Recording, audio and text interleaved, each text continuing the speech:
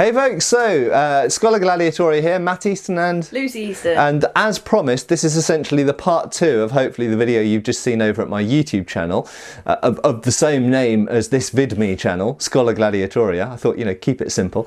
And so as promised, for various reasons, I'm putting videos on VidMe, but for the most part, for now, I'm not necessarily planning to put unique videos up, but this is a special welcome to the VidMe channel, and so this is a unique video that won't be seen anywhere else. It's not on YouTube, it's not on Patreon, it's just for VidMe, and to say thank you for coming in, following me on VidMe.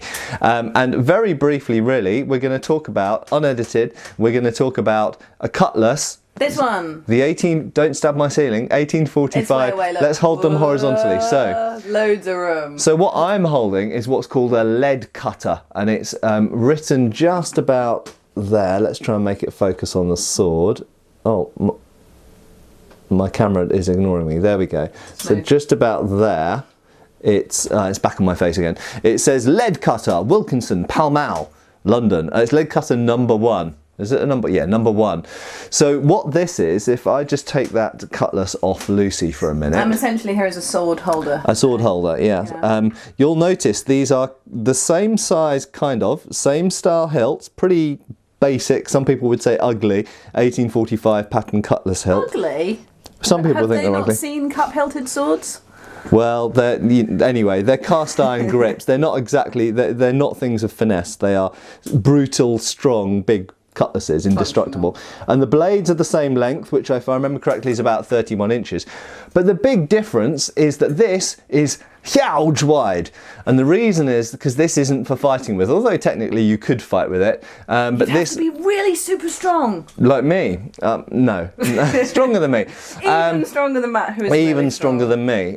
Strength of a bear. Who used to watch Brave Star? That was strength of a bear, speed of a puma, eyes of a hawk. Anyway, puma. Americans say puma. We're not American. No, but we don't say puma. Anyway, speed of a puma. No, we do say puma. We do. Anyway, we really do. Anyway, that's a lead cutter. This is a super broad lead cutter, and most regular viewers of my channel will know this is for chopping bars of lead and for sword feats. That is, as per the name, for showing off, basically. So doing things. They used to also cut sheep in half with these, not live running around going bah in the field sheep, dead sheep that had been butchered and strung up. I love that you feel that there are people watching this who will think that it was currently there might be places and times in the world where that was a sport, was chasing sheep around a field with a sword. Who knows?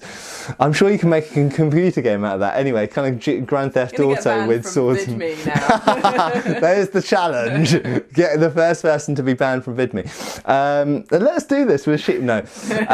So there we go. So essentially a lead cutter. Actually, the original ones, if we can just borrow the Cutlass off Lucy, the original ones I know because this is something I'm researching and writing about for a book that I'm going to be publishing.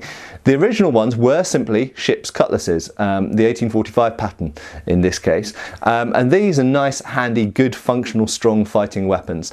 And originally they thought, oh, these are really strong. We want to cut bars of lead, cut thick ropes, sheep, these kind of things. What should we use? Let's use a ship's cutlass because they're pretty much indestructible and also fairly cheap.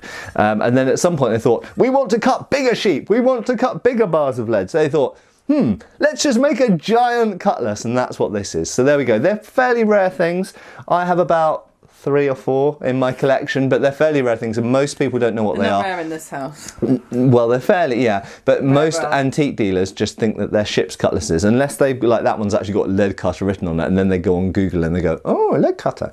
But assuming they don't know that already. You think that someone could lift one of those and not realise immediately that it's not the same thing as a cutlass? We have a friend, we won't say who, but we have a friend who bought a ship's cutlass, and when it arrived, it was really heavy. Oh, no, but he knew that it was a lead cutter. He did, but the antique dealer who was supposed to be a specialist in militaria didn't. No. Okay. They thought it was just a big cutlass. Militaria. Different kinds of militaria. Anyway, there we go. We're going to wrap it up there, but just an interesting thing. That's what lead cutters are. This is what a cutlass is. Lead cutters are just like uber cutlasses made specifically for sword feats and showing off, essentially. Anyway, thanks a lot, and thanks for following us on, following me, following the channel. Maybe both of us. Maybe Lucy will always be here on VidMe. I don't know. know. Maybe if you want to see more of Lucy, come to VidMe. But anyway, that sounds really follow bad. follow us on VidMe, and see you all soon, guys. Bye.